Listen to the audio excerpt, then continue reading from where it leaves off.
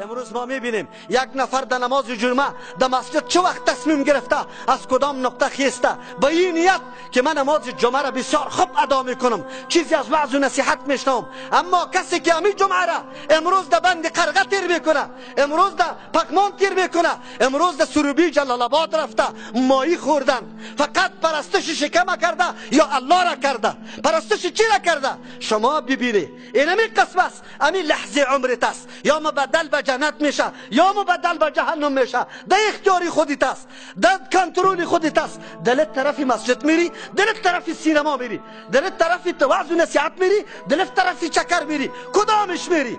باز خود مسلمانم معرفی میکنه. ما امروز رفته بودیم یک سیاحت چکر زدیم مولوی صاحب، بیگاه باز میاد نماز جمعه را خوندی، والا اوجا نماز جمعه نبود، هر چی سعی کردیم مسجد نبود. تو همین قدر نمیدانستی؟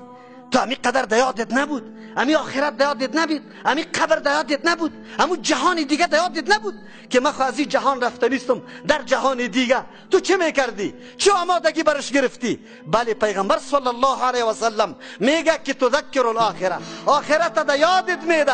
قبر ببینی بفهمی که اینجا جهان دیگه است. یک روز از اینمی قبرها به فرمان الله تبارک و تعالی مرده ها یک دم میخیزه، لچ لباس در جانتان نمی باشه، هیبت روز آنقدر بزرگ می باشه که کسی با کسی سینه میکنه و طرف منادی الله تبارک و تعالی حرکت میکنی و اونجا پیش میشی با پیش او اللهی که تو را خلق کرده، او اللهی که برای هدایت تو پیغمبر روان کرده، او اللهی که برای هدایت تو کتاب روان کرده، او اللهی که برای هدایت تو شناخت و معرفت الله تمام جهان پیدا کرد که تو بدانی و برای کدام هدف و غرض پیدا شده بودی، تو کدام انسان هستی، کدام مؤمن هستی، تالی باید درک بکنی. حدیث پیغمبر امیر براتون میگه، دیگه میگه ولا تقولوا هجرا، گپایی که خلاف شرع است، آن چیزی که خلاف شرع است ایرا نگوی. نگفتن زیارت بکو، لیکن اونجا نعوذ بالله طلب نکو، استغاثه نکو که بگویی صاحب قبر آمدیم. امروز کدام حالت است؟